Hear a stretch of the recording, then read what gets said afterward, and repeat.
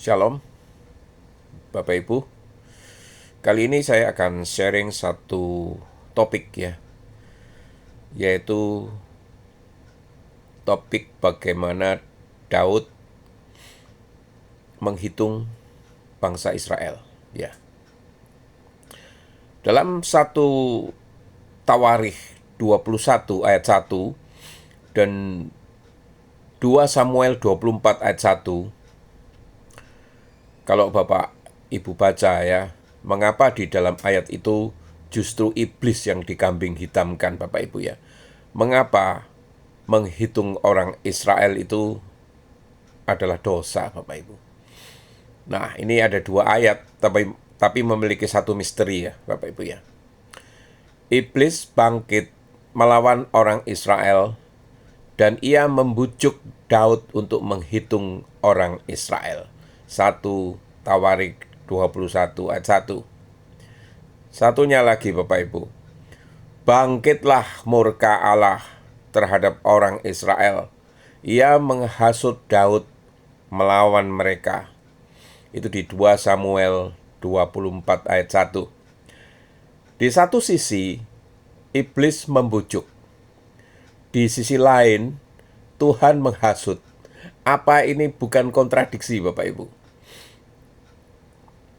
Ataukah ini jendela untuk melihat kedalaman cara kerja Allah di dalam kedaulatannya?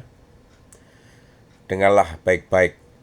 Alkitab tidak sedang membingungkan kita. Alkitab sedang menyingkapkan lapisan realitas rohani, Bapak Ibu. Siapa yang menggerakkan jadinya? Tuhan atau iblis? Disinilah kita harus berdiri di dalam terang firman. Allah berdaulat atas segala sesuatu. Yesaya 45 ayat 7 ya. Iblis tetap pelaku kejahatan. Yohanes 8:44. Manusia tetap bertanggung jawab atas pilihannya. Yakobus 1:3-4. Maka apa yang terjadi? Allah mengizinkan iblis menggoda, Daud memilih. Ini bukan kambing hitam Bapak Ibu. Ini adalah rantai tanggung jawab rohani. Seperti di dalam kisah Ayub, iblis tidak bisa menyentuh tanpa izin Tuhan. Namun tetap iblis yang mencobai. Ini Bapak Ibu. Ya, kedaulatan Allah tidak membatalkan tanggung jawab manusia Bapak Ibu.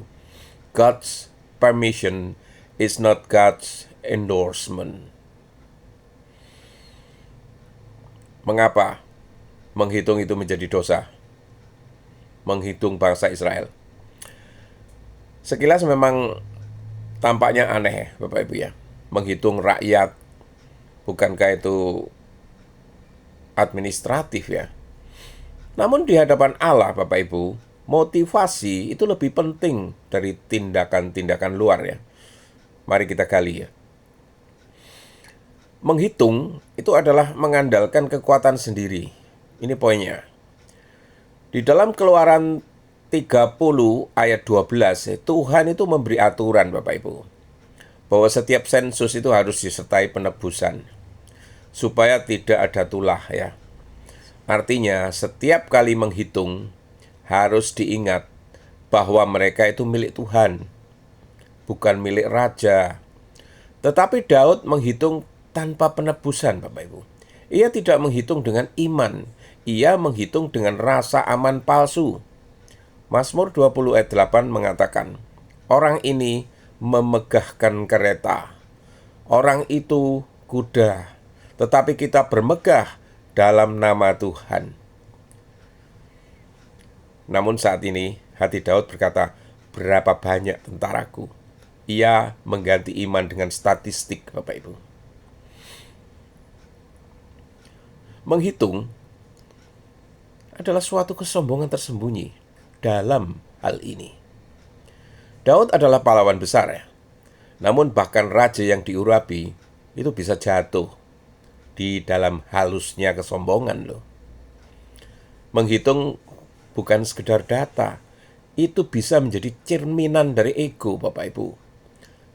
Seberapa besar aku ini? Seberapa kuat kerajaanku?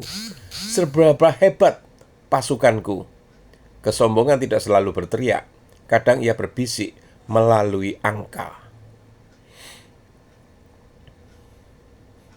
Di sini, menghitung berarti mengklaim apa yang jadi milik Tuhan. Israel bukan milik Daud. Israel adalah milik Tuhan. Saat Daud menghitung tanpa perintah Tuhan, itu seperti berkata begini, ini milikku untuk diakui, untuk diukur, untuk dikontrol, dan diandalkan.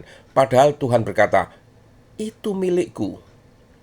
Dosa ini adalah dosa kepemilikan yang salah ini.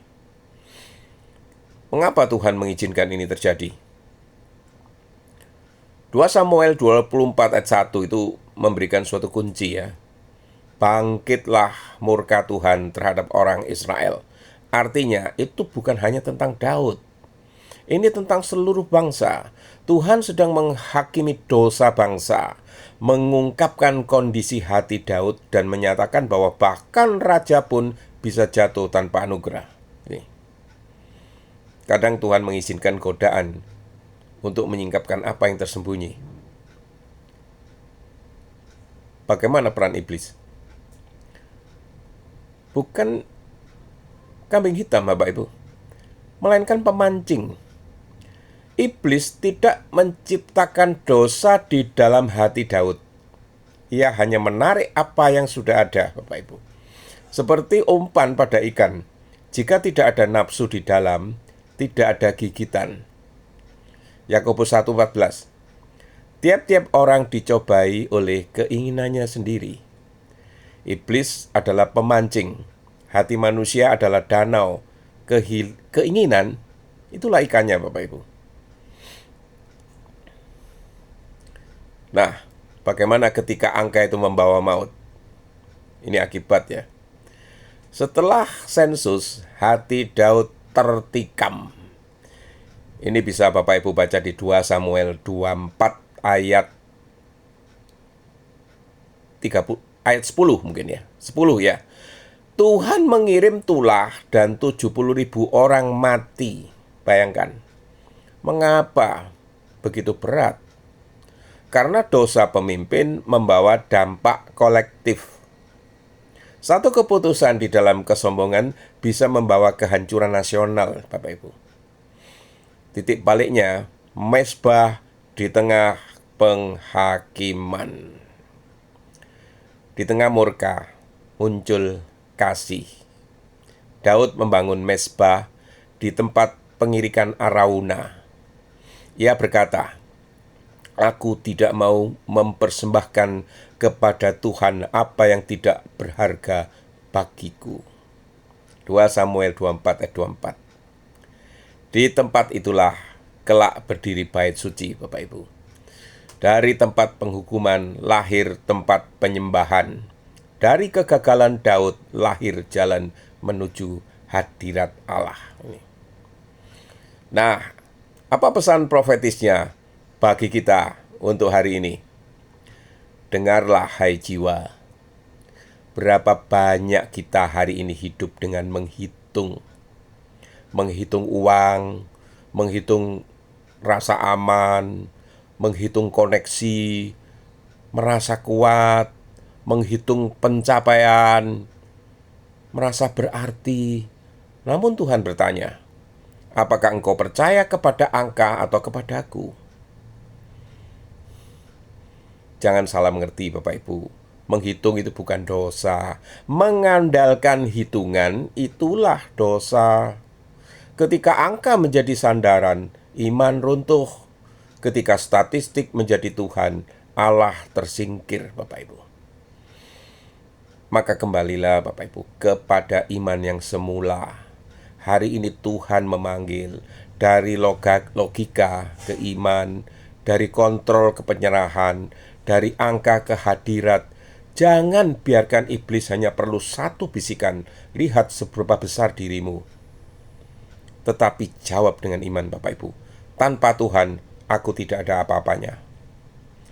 Tuhan, ampuni kami jika kami lebih percaya pada apa yang bisa kami hitung daripada apa yang Engkau